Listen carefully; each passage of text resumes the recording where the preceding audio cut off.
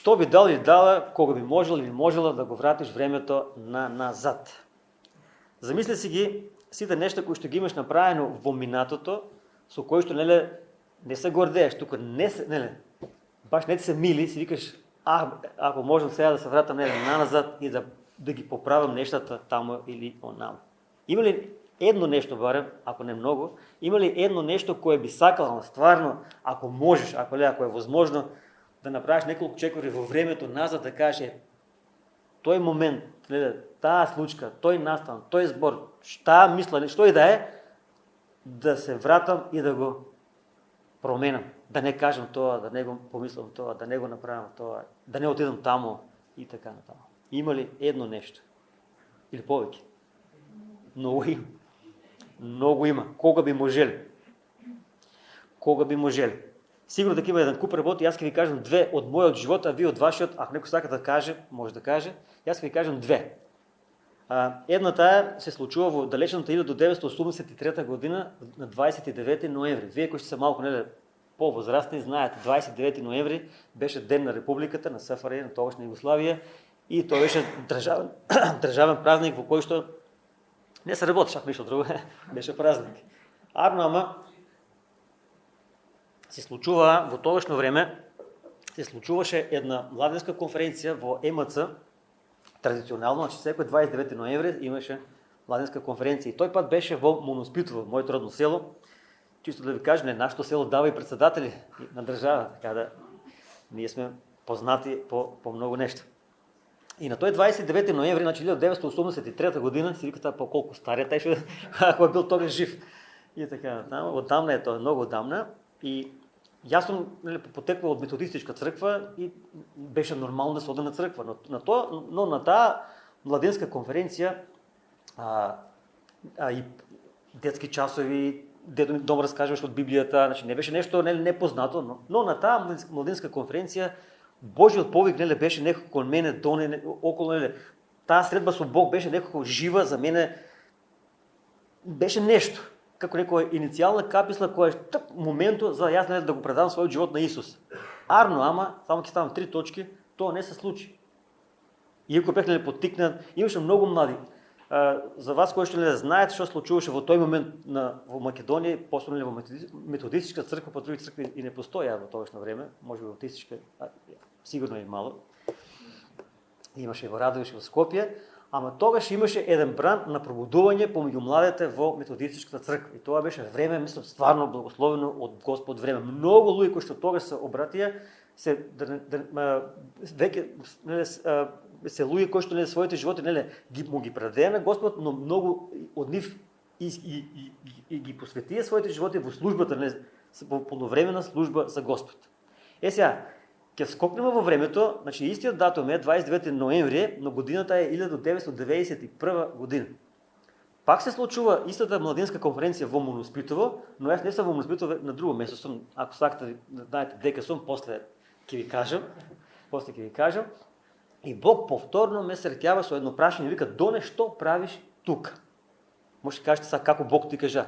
Глас не слушнах, чисто да се разјасниме. Глас не слушнах, не видех ни ангел, не видех ништо, но во мојот ум дојде прашањето, вика: "Доне, што правиш тука?" Додека младите во Моноспитово ме слават мене и така натаму. И тоа беше моментот, значи 29 ноември 1991, кога би можел да го врнам времето назад и како би го вратил на тој 1983 година, а не да чекам 8 години плюс за мојот живот конечно, целосно, полно да му го предадам на Господ. 8 години од тогаш поминаа. Ако би можел да го врнам времето назад. И оно што е интересно, една најава, за вашиот пастор, една најава, ако сакате да ме поканете, само се канам остварен. Само се канам. Имам една тема која што се вика пост-великденски јавувања. Не знам дали ја имам проповедено тука некој пат. Не, ако не се сеќават, значи не е. И интересното е кога Господ им се објавува на неговите после воскресението, тој ги наоѓа во некои слични нешта пред воскресението. Така да ова моето од 83-та Господ пак ме најде 91-та, исти датум, друго место, но со ист настан. Многу тоа само ми текна, не од јас го планирав да ви го кажам, сега ми текна како Господ прави, мислам каква паралела и така натаму. Друго нещо да кажем, що би можел, нали, веќе, нали, ако би можел да го върна времето назад, е моето, да кажем, велосипедска активност. Возам точка.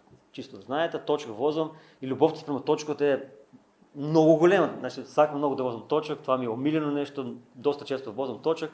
Ама любовта за точката се появи некъде 2010 година.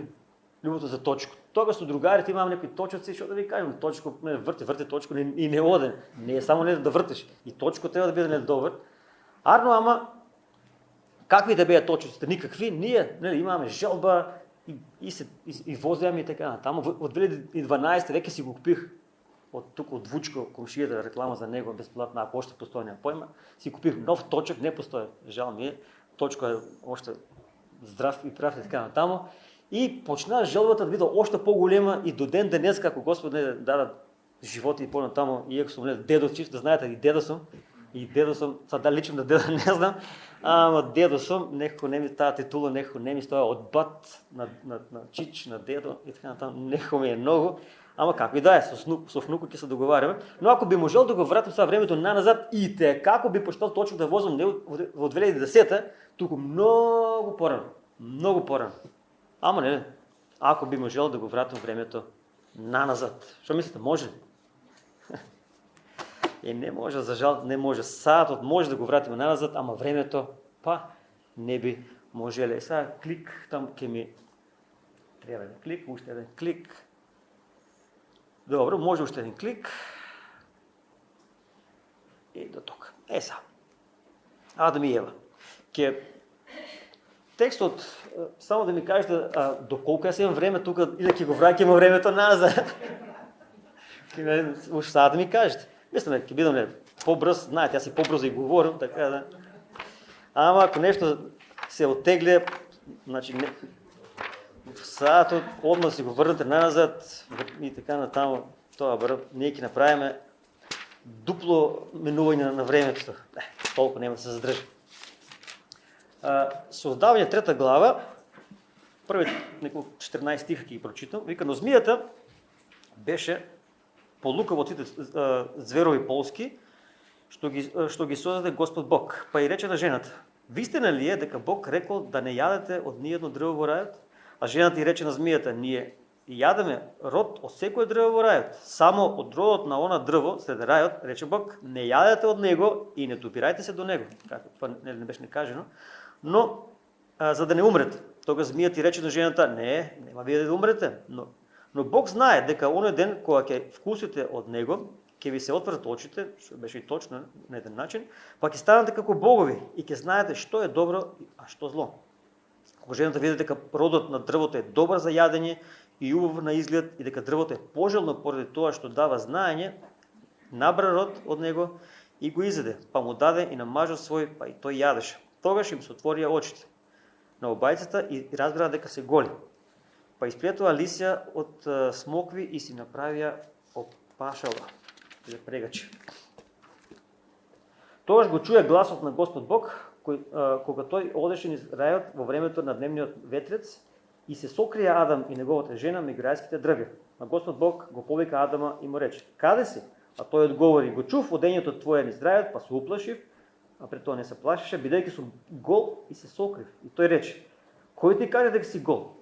Да не си јадел од онаа дрво од кое ти забранив да јадеш? Адам пак рече, жената која ми ја даде ти, таа ми даде плод од дрвото и јас јадев. Тогаш Господ ти рече на жената, зошто го направи тоа? Жената одговори, змијата, таа ме измами и јас јадев. И така, тамо и така. Ги имаме првите луѓе, кои што беа совршено создадени од Бог. Значи, совршено создадени од Бог. Тие се пријатели со Бог, тие секојдневно комуницираат со Бог, тие се голи, како што пишува на Библијата, и немат воопшто, нема срам. Но седел еден ден.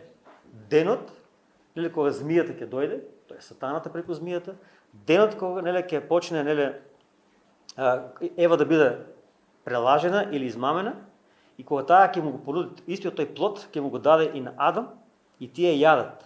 И се другото, за жал е историја.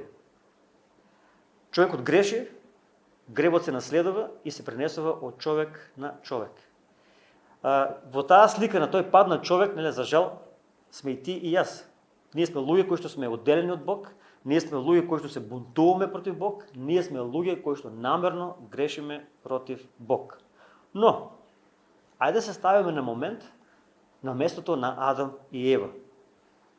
Што мислите? Што би дале Адам и Ева да можат да дојдат пред дрвото, пред змијата и така натаму? Што би дале тие? Дали ќе ја повторат истата грешка или не? Што мислите? Не би. Да се надеваме, не би. Никој пат не знаем. Ама што би дали? Сигурно дека, ајде да речеме, сигурно.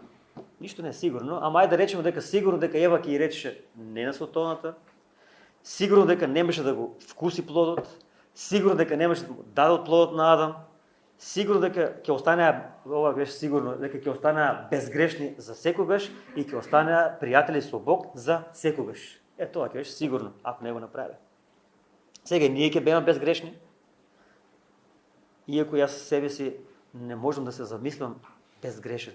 Некој од вас може ли да се замисли да безгрешен? Замисли си да немаш лоши мисли, да не правиш лошо, зборови да те бидат на место, секоја постапка. Значи, незамисливо е. Тоа е незамисливо.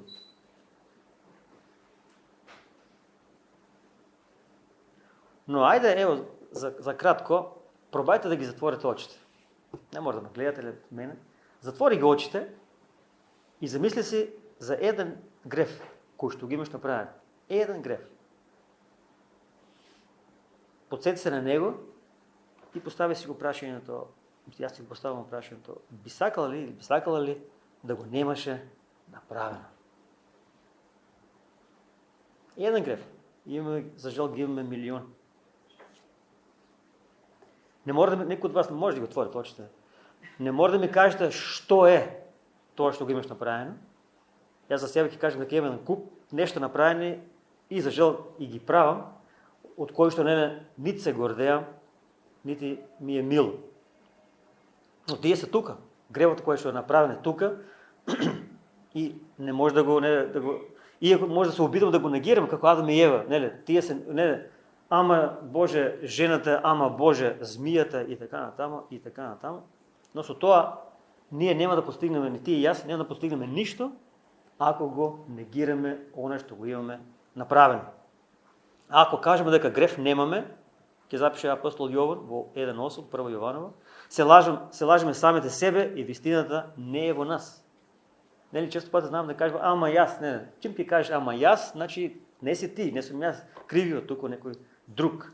Ева е крива, змијата е крива и така натаму. Направениот греф, резултатот е видлив. Никој не може да прави гревови, а да не се гледа. Значи, гревот кој се направи, тоа се гледа и не може резултатот да се избрише или едноставно да го смени, да го снема резултатот. Значи, плодот на гревот е јасен. Значи, не можеш да го избришеш, земи го, замачкај го и веќе не постои, не се гледа. Тоа е тука, за жал. Што можеш да направиш?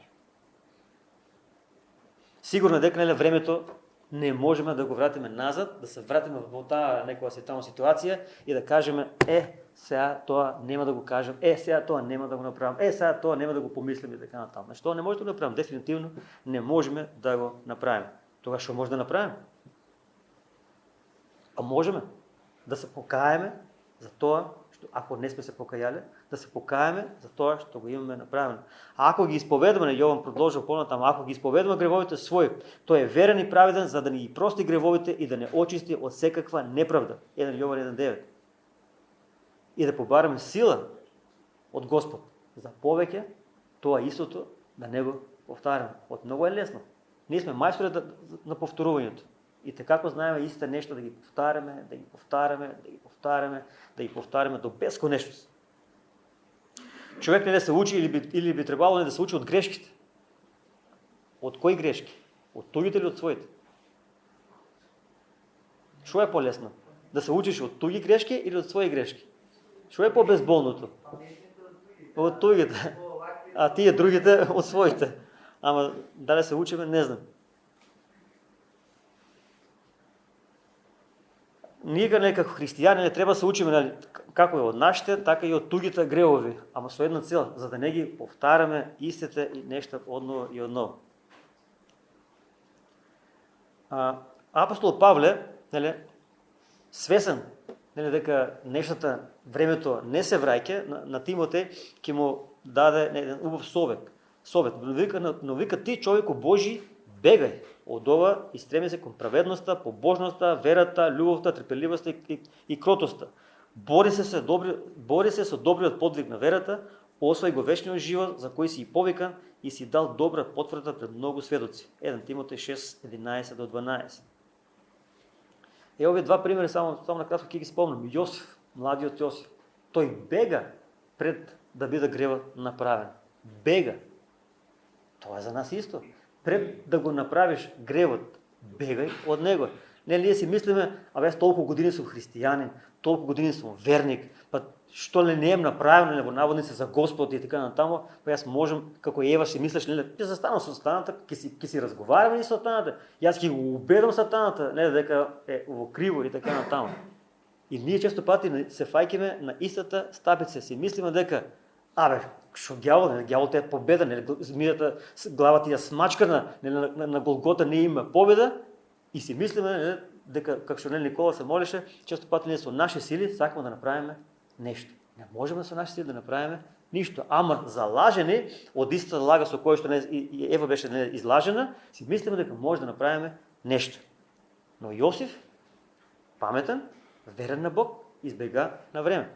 Ако го земеме пак Давид, за иста работичка беше нешто. Тој избега од жената, но Давид отиде кај жената. А може да избега. Но тој тоа не го направи. И после ги знаете сите тие случаи кои што се случува порано. Еден кликче само. Ева тоа го викам, лекомислени гревови. Некој наслов на првиот дел. Значи некој пат прави некој нешто и викам, што е тоа? Ништо не. А во ствари е и те како е. Може следен клик. Уште еден и уште еден, да не го забравам после наслов. Ето, хвала. За Авраам. Што знаеме за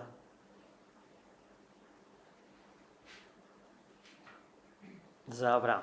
Авраам, за него знаеме дека бил многу стар и жена му беше многу стара и за жал, како луѓе сакаат да имат потомство, но нема.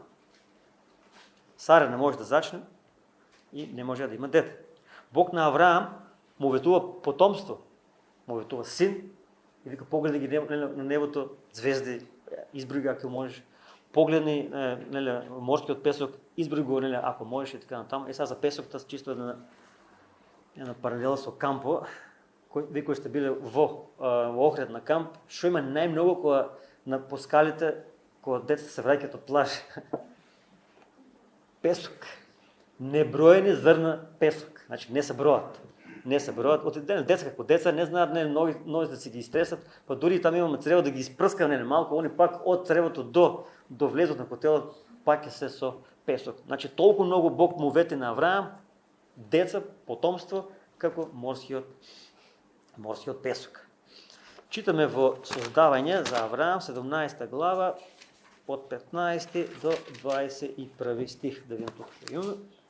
Од 15 до 21 стих. И му рече Бог на Авраам, а Сараја вика жената твоја, не ја вика повеќе Сараја, туку името нека и биде Сара. Јас ќе ја благословам и ќе ти дадам син од неја. Ќе ја благословам и народи ќе потекнуваат од неја и цареви на народи ќе излезат од неја. Тогаш падна Авраам ничком и се наслона велејки во себе. Вика како може вика човек на 100 години вика да му се роди син. Зарем Сара на 90 години ќе роди и Авраам му рече на Бога: О, барем Исмаел да биде жив пред лицето твое, а Бог рече: навистина Сара жената твоја ќе ти роди син и ќе го наречеш со името Исак и ќе направам завет мој со него да биде завет вечен и на потомството негово по него. А и за Исмаел те послушав, еве го благословувам и ќе го направам плоден и многу ќе го умножам, многу и ќе роди 12 кнезови и от него ќе произлезе голем народ. А заветот мој со Исак ќе го направам кога ќе го роди Сара до година во ова време. Сега. Случката со Авраам и со Сара е многу позната. Стари се луѓето, иако Бог им дава ветување, и двајците се смешкат. Чат пат се смее, од време на време се поспоменува Сара, се вика, да. После Авраам се вика, да, сигурно и така натаму. И двајците се смеат, но и чекат, дека чекат. Но на Сара веќе не и се чека. И шо му вика на Авраам? Ја слугинката вика, легни со неја, со Агара, таа ќе оде син, и ќе си го освоиме и така натаму. И Авраам, за жал, ја послушува, легнува со слугинката, таа забременува и го раѓа Исмаил. Но тоа не е детето кој што Бог му го вети на Авраам. Името треба да биде Исак и треба да биде од цар. Денеска го имаме Исмаил. Исмаил што представува денеска? Кои се тие луѓе кои што Исмаил ги представува? Муслиманите. Ке ги имаше ли муслиманите, ако Авраам не го направеше тоа што го направи? Па веројатно не. Може би некој друг народ, но немаше да бидат тие. Но слушнете што вели за Исмаил. Создавани 16:12.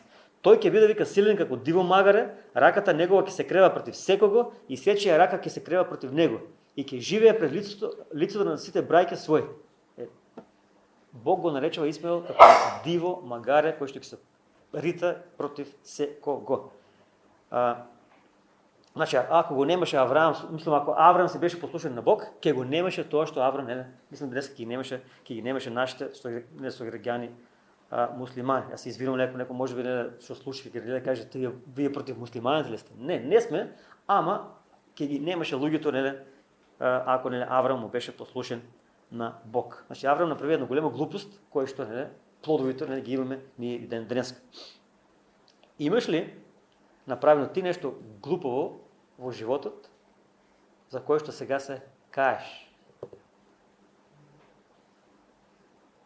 Кога би жел земјата да се отвори, ќе не снема од клупите, ќе нема никој.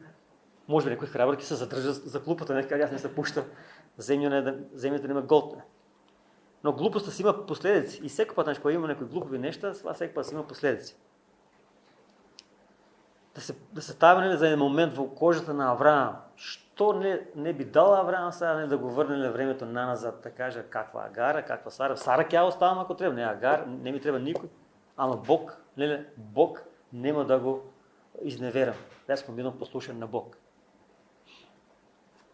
Што би можел тој да направи поинаку ако би можел да го врати времето назад? Секако дека немаше да слуша Сара, секако дека немаше да легне со Агара, и секако немаше да се роди Исмаил, и секако ги немаше муслиманите. После се раѓа ветрениот му син, Исак, ама глупоста веќе не беше направена. Ајде, не бе пак терам да затварате очите, вие веќе во вашите глави сигурно поминуват филмови, што сте направили, се вика, тоа да не го направиш тогаш. Јас ќе ви кажам едно нешто, не некоја глупост, некој нешто беше нешто лошо, ама ќе ви кажам нешто од мојот животопис. Ајде да кажам така. Како млад, како и денешните млади наши кои што ги имаме, кои што по секоја цена гледат само да избегат од Македонија, тогаш беше да избегаме од Југославија. Јас сум дете од Југославија. И по секоја цена саках да одам во странство. Значи Југославија тогаш, тоест Македонија сегашна, не ми беше никако во моите планови, пресметки и така натаму. По секоја цена. И почнав да одам де за Грција, де за Шведска, де за Италија, де саках да одам за Америка, имам роднини таму. Приказната е малку поголема, нема да ја раскажам, но кога сега јас си го враќам филмот на назад, гледам дека во сите тие мои непромислени желби кои што сум ги имал, не дека тоа нешто лошо било, не е ништо лошо, ама Бог си го е замешал неговиот прст и тој ме спречуваше, верувале или не, значи од секаде кај што планирах да одам, врати се затвара, ме враќа, немах пасош во тогаш време да одам за Америка, а може да одам за Америка, значи како средношколец, мама имам там војковци, тетки и така натаму, ама никако не успевах да отидам некаде, мислам одав и таму, ама да се скрасам некаде, да останам некаде и така натаму немаше шанси. Ама сега кога си го враќам времето назад, се викам, Боже, благодарам ти, що ти си ме пазил, да не отидам тамо некъде, иначе сега немаше да бидам бат доне тук. А аз не ми много мило, що съм бат дона за много деца, кои ще ме знаят, и така натам. И що Бог ме е користен. Не от се по-способно от било кой и така натам. Може, ще викне апостол Павле, аз съм никой нищо. И така натам. Ама, мен ми е мило нещо, можем по Божията милост, по Божията провидност, Бог ме е спречил да отидам тамо некъде, за да можем Бог преко мене да влияе на много генерации. Сега не правим лажна, лажна реклама или така натам, или да се фалиме, ама стварно како мед правиме доста активности и како мед веќе имаме 31 годишно камп изкуство. Па аз ако върнем сега времето на назад, па неколко иляди деца и тинейджери се поминали по тия кампове. И все пак, може да кажа, дек са плодовите. Не ги знам сите плодови, некои от плодовите аз ги знам. Има деца тинейджери, които ще го имат при фата на Исус баш на камп, не от е бил taj нашия камп, ако бил някой друг, и там може това дете се е обратило, но ево Бог ме е спречувал мене, да кажем, да отидам там некъде, а може би тая личност, това дете, ке се е обратило преко мене. Ако не съм бил там, кой ке е бил отговорен за това дете? Не директно да речем, ама индиректно и аз. И фало на Господа да речем, що ме е спречил. И сега, ако аз можем да си говорим времето на назад, знаейки от днешна перспектива, ма каква Америка, каква Германия, каква Шведска, Италия, Гърция и така натам. Никъде не би сега да ода. Веќе неким да ода. Не от съм стар или така натам, ама веќе неким да ода. За мен Македония е Божията нива, за мен Македония е место, където не Бог ме е повикал да му служим. И ке му служим, не додека той ми дава сила и така натам. И затова, наши братки и сестри, че някои от нещата не може да се поправят, мислям, не може да ги върнем назад, но за това трябва да внимаваме, що посакуваме, да внимаваме какви одлуки донесваме, да внимаваме, що избираме. Оти, кой ќе посакаш нещо, кой ќе избереш нещо, кой ќе направиш нещо, после това нещо, ако не е во ред, тежко се оправа. Тежко се оправа. И сега, бидейки ние сме луѓе ограничени, не ги разбираме работите, апостол Яков дава совет. Ако вика то е решението. Ако некому от вас, браки и сестри, му недостига мудрост, нека я побера от кой? От Бог. Конесите им дава изобилно и без приговаряне. И ке му се даде. Яков 1.5. Нема ни е мудрост, да се разберем. Може некой от нас се прави паметен, ама може по-паметен да речем, ама все пак ние сме логика ограничени. Че ние нямаме доволно мудрост. И затова мудростта, некой път, ако ни зафалова, да я побаряме на вистинското место. За да не можем после да викаме как сега да го върнем времето назад. Не се врайки, не се оправа. И пред да го направим, нещото да побаряме мудрост от Бог и да кажем, Боже, що сакаш сега да направим? Що сакаш да изберем? Значи питайте го Бог. Това важи истото и за мен. И третото и последно нещо, за което сакам да разговаряме, пак как може да бъде клика, до тамо. Супер, фала. Петър. Айде прочитаме нещо и от Новия Завет и да видим Петър и неговото лекомислено однесување. Петър е представник на сите нас. Лука 22, 37 до 34. 22, аз видях века накрая. 31 и 34, Божия збор вика вака. 22, 31.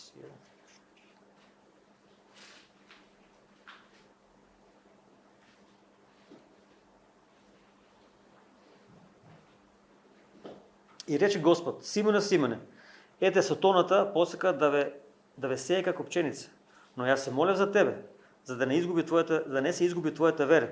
А ти кога еднаш ќе се обратиш, укрепи ги брајката своји.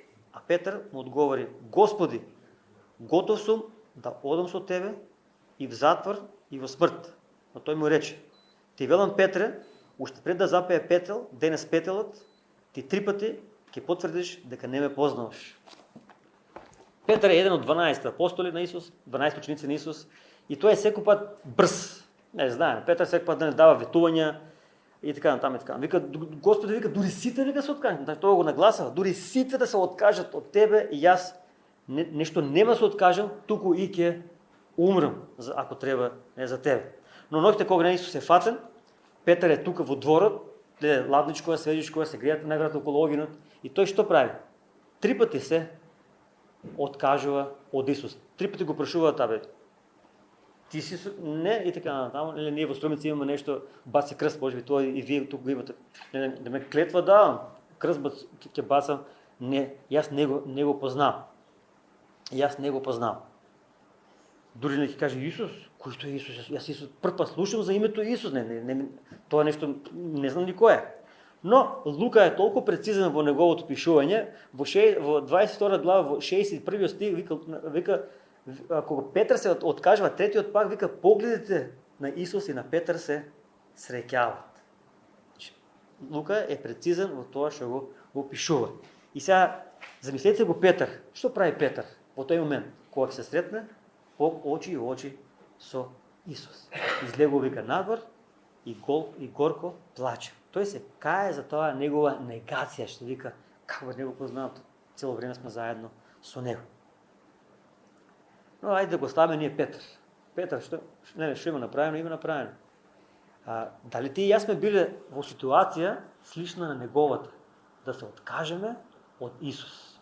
Си имаш ли откажено од Исус? Ова малки шлуки поразговара. Си имаш ли откажено од Исус? И пред крај се.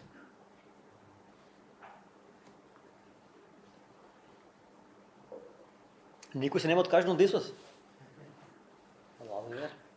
Не. Јас имам. Многу пати. Верувајте ми, толку многу пати, дури ме е срам. Многу пати. Гледайте нешто сега. Значи, не мора да е била случката, ако некој те праша, ти веруваш ли во Исус? Не, како на Петар, ти со Исус ли беше, да кажеш, Исус? Кој Исус? Не, другарка ти, татко, мајка, братучет, стрина војни и така натаму. Исус, ти ош таму на црква. Каква црква? Не познавам таму. Која црква е таа? Така ти е секташите, нема шанси и така натаму. Значи, не е таа ситуација. Но, доволно е, браќи и сестри, е само да не направиш нешто што е требало да го направиш и со тоа ти се откажуваш од Исус. Дали се сложиш или не, тоа си не лично твое. Но, ако имаш, ево например, ја вас ќе ви кажам, секој пат кога си можел да направиш нешто добро, а не го правиш или не го правам, јас се откажам од Исус. Значи, може да направам, Библијата е јасна. Кој знае да прави добро, не го прави, греф е. Значи, јас се откажувам од Исус. Исус, јас не го познавам Исус. Секој пат кога можеш на некој да му посведочиш, ама си убеден, се убедуваш себе си, ама не сега, ај друг пат ќе, ама џаба ќе му кажам, ама он и така ќе отврде, не го знаеш ти него, че секој пат кога на некој има шанса да му кажеш за Исус, да му посведочиш, а ти тоа не го правиш, јас се откажам од Господ. Секој пат кога ќе помислам дека не знам што, може некој друг да го направи, а не јас. Јас да го правам, од јас да го правам, па некој направи он или она. Јас се откажам од мојот Господ. Било која моја постапка, збор или мисла, која нема приличи на Божје дете, јас се откажам од Господ. Значи, јас не го познавам Исус. Не мора како Петар да кажем Исус, кој Исус? Ама штом јас имам лоши постапки, зборови лоши, мисли лоши, не само зборови и постапки, само мисли лоши, јас откажам од Исус. И бидејќи, пак ќе кажам, бидејќи немаме таа способност да го вратиме времето назад, тогаш да го користиме секој момент во нашиот живот и да му служиме на Исус.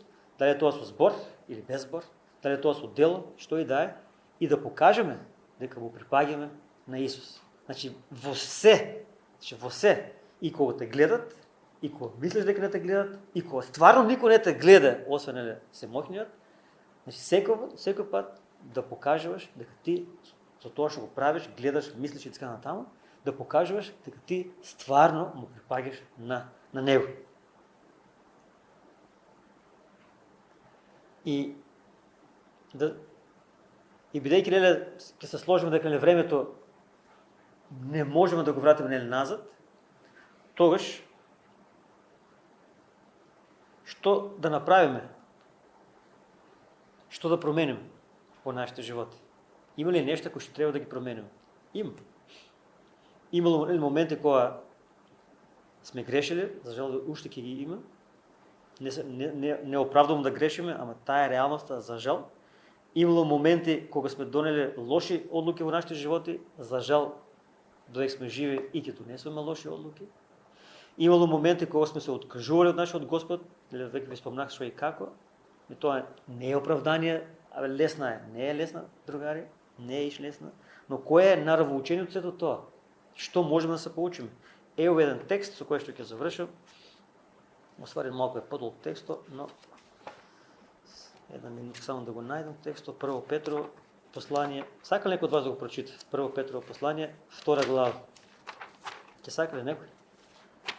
Прво Петрово, 2 глава. Да видим сега во таа Библија, значи на крајот 2 Петрово. Кој не си носен домашната Библија? Прво Петрово, 2 глава, од 9 до 25. Тоа се завршни зборови со кои што сакам да завршим. Има ли доброволец или доброволка? 1 Петар, 2. Од 9 до 25. Значи до крај. Вие сте избран род, царство свещено, свет народ. Вие сте добриени, за да ги возвестите совршенствата на оној кој е повикал од тамината во својата чудесна светлина. Вие кои некогаш не бевте народ, а сега сте народ Божи. Кои не бевте помилувани, а сега сте помилувани. До 29. 25, пардон. Возлюбени, ве молам, како придојдени гости, да се пазите од телесните покорби што војуваат против душата. Однесувате се достојно меѓу незнабожците, а тие кога ве напаѓаат како злотворци, што ги видат вашите добри дела, да го прослават Бога во денот на посетата. И така, покорувајте се на секоја човечка власт, поради Господ, било на цар, како на врховна власт, било на управители на негови пратеници, да ги казат достојниците, а да ги поклал добротворците. Зашто таква е војата Божја? Со добротворство да го замокнуваме незнаењето на безумните луѓе, како слободни, а не како такви што ја употребуваат слободата како покривка за вршење зло, туку како слуги Божји. Почитувате го секого, браќата сакајте ги, имате како почит кон Бога, царот почитувате го. Слуги, покорувате им се на господарите своји, не само на добрите и кротките, туку и на лошите. Зашто тоа ви оди во прилог, ако некој се сознае за Бога, поднесува скрб, страдајќи несправедливо. Зашто каква е похвалбата? Ако трпите кога ве тепаат поради престапи, но ако трпите кога правите добро и страдате, тоа му е угодно на Бога. Бидејќи вие сте за тоа повикани, зашто и Христос пострада за вас, поставајќи ни пример за да правиме по неговите стапки. Што и не направи грех, ниту под устата негова се најде измам. До крајот, до 25. Кога на него хулеа, тој не му одбраќаше со хули. Кога страдаше, не се закануваше. Туку се подпираше на оној кој праведно суди. Тој сам ги носеше нашите гревови на крстот со телото своје. Да ослободени од гревовите да живееме за правдата. Преку неговата рана се исцелихме. Зашто бевте како овци изгубени, кои немаат пастир. Но сега се обратите кон пастирот и чуварот на нашите души. Фала. Ево, ако ништо тоа нешто го разговаравме, не би останало во мемориите, ево овој текст некој биде како некоја си, ајде да кажеме, воделка во текот на неделата, не во текот на овоземниот тука ни живот. Значи ние сме царско свештенство, не сме ние обични луѓе, ево, обични луѓе, ние сме царско свештенство, ние му припаѓаме на него и ние се учиме од него. Он е тој пример кој што ние треба да го следиме. И ако се однесуваме како негови, тогаш и нашите зборови, мисли, постапки, дела, се што правиме, ќе му биде угодно на него. И како царски деца, ние и така ќе го представуваме него тука на земјата, како што и апостол Павле ќе каже, вие сте амбасадори, представници место Христос. Че ние го представуваме него, он живее преку нас тука на земјата. Значи Исус живее преку нас тука на земјата. Кога луѓето не гледат, не те гледат тебе или мене, туку треба да го видат него. За него живееме, а ако треба и за него и ќе умреме. Колку тоа не да звучи не страшно. Но не, бидејќи знаеме дека тој е чувар на нашите души и што и да ни се случи, ние сме негови, негов народ сме и за него ќе живееме и пак ќе кажем, ако треба и ќе умрем. Нека Господ ве благослови да навистина како Божи народ, како царско свештенско живееме за него и придонесуваме плод за негова слава, да он се слави, а не ние. Амин.